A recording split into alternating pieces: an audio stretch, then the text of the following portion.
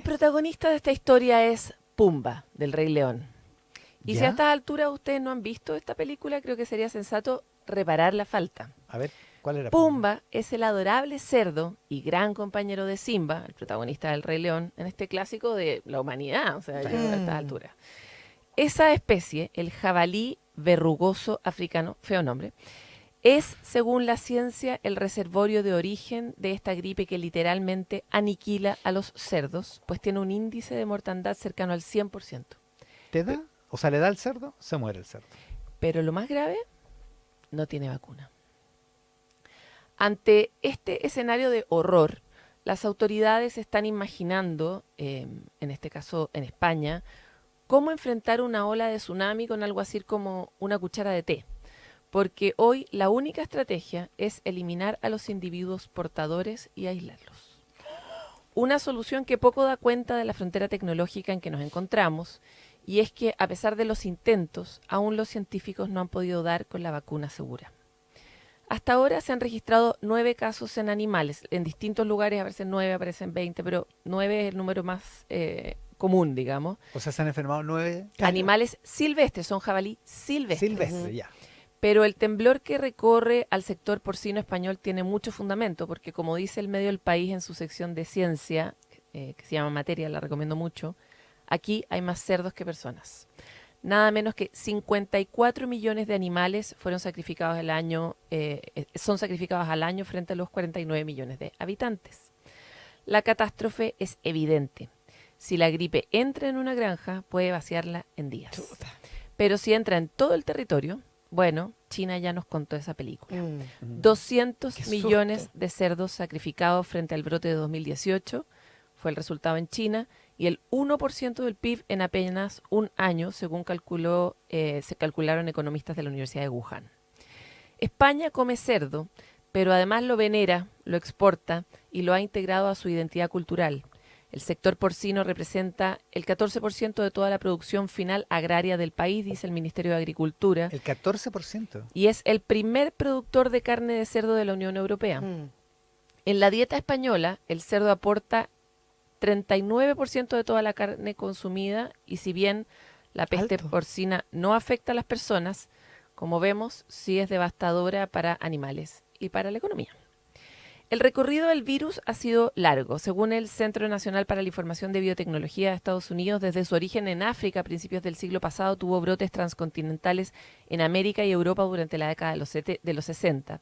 Pero luego reapareció en Europa en 2007, después de que presuntamente la tripulación de un barco descargó residuos contaminados en el puerto de Poti, en Georgia. En 2014 entró a la Unión Europea a través de Lituania y Polonia, y luego avanzó hacia el oeste a una velocidad escalofriante, 66 kilómetros por mes. En 2020, Alemania, que era otro de los grandes productores de porcino de la Unión Europea, cayó pese a sus propios sistemas sanitarios. El virus avanzó, y en España se cree que este brote tiene que ver con un hipotético bocadillo de embutido foráneo contaminado por el virus, que habría sido tirado a la basura, una basura que quedó como en una especie de basural, y devorado por jabalíes salvajes que se alimentan de los desechos humanos en la zona del Parque Natural de Collserola, creando la peor, literalmente, cacerola de cultivo para esta pesadilla ibérica. Es loco, porque son hartos pasos. O sea, se puede evitar. Mira, hay una cosa bien concreta respecto de las características del virus, y es que el virus persiste. Por ejemplo, nosotros los humanos podemos estar comiendo un cerdo contaminado ¿Ya? y no notarlo. Pero- A nosotros no nos hace mal. Persiste en los embutidos durante mucho tiempo. Ya.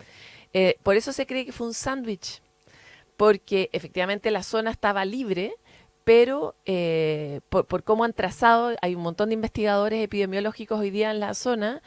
La única manera que aparezca es que haya estado en alguna cosa que fue trasladada, porque en el entorno no está el virus, ni tampoco están otros animales. Pero que Sí. por supuesto que igual contagia. O sea, es Claro, así. y se Pero puede bueno. contagiar en un sándwich de chorizo, si eso Oh. aparece mucho ¿En una mucho- pata de jamón? en una pata de jamón. Maldición. Maldición. Pero a nosotros no nos pasa nada. A pesar de que Europa invirtió millones de euros, coordinó consorcios, reunió a los mejores laboratorios, todavía no existe vacuna segura, ni siquiera se cree que está en el horizonte inmediato. Los intentos han fallado por distintos motivos.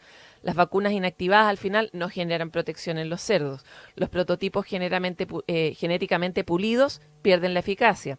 En Vietnam, que enfrentó un brote, la vacunación apresurada en 2022 terminó creando un virus mutante por la recombinación, un Frankenvirus, que no solo perdió su eficacia para sanar, sino que generó una mutación más resistente, o sea, la pesadilla de la ciencia, ¿no? Y es que vivimos en tiempos raros, porque la humanidad puede poner un robot en Marte, pero todavía no sabe impedir que un cerdo se resfríe y desate el apocalipsis. El escenario probable hoy son restricciones comerciales, caída de exportaciones, en el contagio de los cerdos domésticos, sacrificios masivos si es que esto se empieza a trazar, impacto en los empleos rurales, tensiones en la cadena productiva. A este lado del Atlántico, ustedes dicen, ¿cómo le afecta esto a Boca? Claro. Bueno, ¿Cómo llega? Chile consume cerca de 19 kilos de carne de cerdo per cápita al año, representa aproximadamente 24% de toda la carne ingerida a nivel nacional. Y aquí viene el dato que no debería dejar dormir tranquilos a los epidemiólogos, porque más del 30% que se consume en Chile es importado de Paraguay, Argentina, Brasil, Estados Unidos y la Unión Europea. Ups. O sea, países que ya han tenido brotes de peste porcina africana o que viven en la sombra del virus y que están todos muy atentos. Acá mantenemos aún el estatus de país libre de peste porcina africana, pero la epidemiología, sabemos, es una ciencia que no conoce fronteras. Así, en este mundo globalizado, hemos aprendido que la fragilidad del otro es también la nuestra y que podría ser más bien esta historia que estamos contando, la historia de un cerdo llamado destino. Porque basta que un camión llegue al puerto con restos contaminados, que un turista deje irresponsablemente alimentos infectados para que la cadena se infecte y se active. Es importante esto del turista, por eso se pide tanto que la basura quede en lugares, sobre todo cuando uno va, por ejemplo, de camping, Cerrado. en lugares de disposición, Claro. porque cuando los animales salvajes se meten con cosas humanas, saltos podrían ocurrir de distintos tipos de enfermedades. La esperanza está de la mano del enfoque de la OMS que ha llamado One Health. Hemos hablado de eso. Es de una obviedad rotunda, pero cuesta implementarla en nuestro sistema fragmentado. Significa entender que la salud animal, humana y ambiental es la misma, es una. Y hoy esa comprensión es además una necesidad geopolítica, como estamos viendo, porque la salud animal impacta en la economía humana.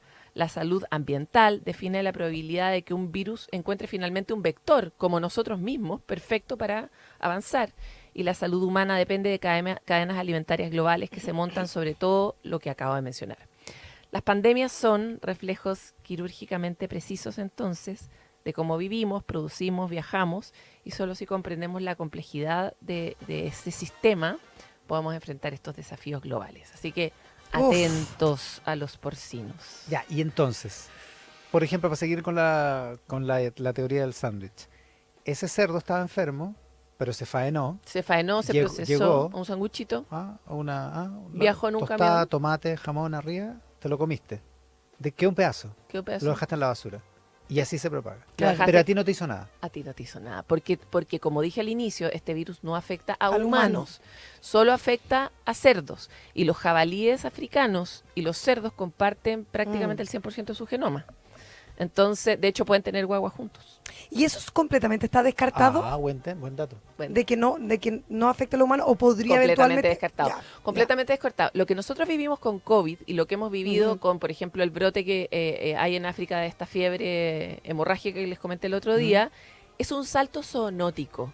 Es un virus que está en un portador animal, los murciélagos, estos jabalíes, y de repente logra mutar y empieza a adaptarse a nosotros como otra especie animal. Ese salto no es imposible, como ya vimos, pero tampoco es tan sencillo, porque el virus tiene que lograr, en el fondo, encajar. ¿Se acuerdan de la imagen Sí. del COVID que era como un Lego? Claro, Sí. como un Como que puzzle. engancha. Ujú. Tiene que lograr tener ese receptor. Entonces, eso todavía no ha ocurrido y por lo tanto no estamos hablando de otro evento epidemiológico para humanos. Pero como vemos, da lo mismo porque los animales son parte de nuestra cadena alimentaria. Por supuesto. Totalmente. Coexistimos con ellos. Además, toda la gente humana que vive de la industria del cerdo. Bueno, O sea, es un problema